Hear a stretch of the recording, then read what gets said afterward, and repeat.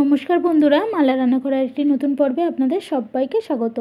এখন আমের সিজন, বাজারে প্রচুর আম পাওয়া যাচ্ছে। আজকে আমি আম তেলের রেসিপি আপনাদের সাথে শেয়ার করব। খুব সহজ পদ্ধতিতে করে দেখাবো। এই আচারটা আমার মায়ের থেকে শেখা। তাহলে চলুন রেসিপিটি শুরু করি। আর পুরো ভিডিওটি স্কিপ না করে দেখার অনুরোধ রইল। এখানে আমি বড় সাইজের 3টে কাঁচা আম নিয়েছি। আমগুলোকে আমি প্রথমে ভালো করে ধুয়ে নিয়েছিলাম, তারপরে শুকনো করে মুছে নিয়েছি। এবারে আমি ওইগুলো কেটে টুকরো করে নিচ্ছি। আমি খোসা শুদ্ধ করছি, আপনারা খোসা ছাড়িয়েও করতে পারেন। আমগুলোর আঁটি বেশ শক্ত হয়ে গেছে, সেই জন্য হাতে জোর দিয়ে দিয়ে কাটতে হচ্ছে। দেখুন বেশ শক্ত। এইভাবে সব আমগুলো আমি টুকরো করে নেব। এই যে আমার সব আম কাটা হয়ে গেছে। এবার এর মধ্যে আমি দেব, প্রথমে 1 চামচ নুন দিলাম, আর একটু দিলাম, আর 1 চামচ হলুদ গুঁড়ো দিলাম। ভালো করে মাখিয়ে নেব। প্রত্যেকটা আমের টুকরোগুলোর গায়ে ঘষে ঘষে মাখিয়ে নিতে হবে। এবার একটা পরিষ্কার সুতির কাপড়ের উপর আমগুলো আমি মেলে মেলে রোদে দিয়েছি। আমার মাকে দেখতাম কুলোয় করে রোদে দিতে, আর পুরো একটা দিন কড়া রোদে এটা দিতে রাখতে হবে। এই যে আমার একদিনের রোদে দেখুন আমগুলো খুব সুন্দর শুকনো হয়েছে।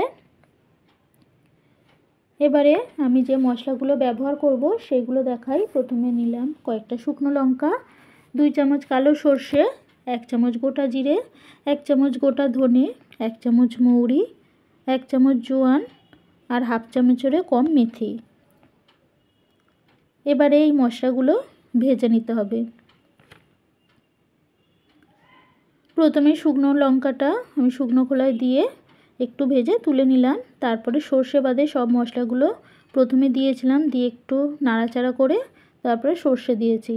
সর্ষেটা দিয়ে সব একসাথে আবার একটু নাড়াচাড়া করে তারপরে নামিয়ে নেব। আর গ্যাস কমিয়ে মশলাগুলো ভাজতে হবে, নাহলে মশলা পুড়ে গেলে ভালো লাগবে না। আর তারপরে এটা ঠান্ডা হয়ে গেলে গুঁড়ো করে নিতে হবে। এদিকে আমি কড়াইতে অনেকটা সর্ষের তেল ঢেলে দিলাম। তেলটা ধোঁয়া উঠবে এমন গরম করে নিতে হবে। এই যে দেখুন এই রকম ধোঁয়া উঠছে। এবার গ্যাস বন্ধ করে দেব, দিয়ে তেলটা ঠান্ডা করে নেব। এবার একটা বড় বাটি নিয়েছি, তাতে আমগুলো দিয়ে দিলাম। ওর মধ্যে দিলাম 1 চামচ নুন, 1 চামচ হলুদ, আর গুঁড়ো করা মশলাটা। বোটা কেটে কয়েকটা কাঁচা লঙ্কা দিয়ে দিলাম। আর তেলটা এখন একদম হালকা গরম আছে, সেই তেল থেকে বেশ খানিকটা তেল ওর মধ্যে দিয়ে দিচ্ছি।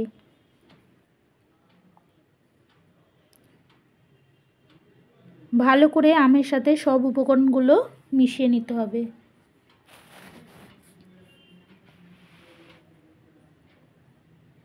এই দেখুন খুব সুন্দর করে মিশিয়ে নিচ্ছি। আর একটু সময় নিয়ে মিশাতে হবে। এই যে খুব সুন্দর মেশানো হয়ে গেছে।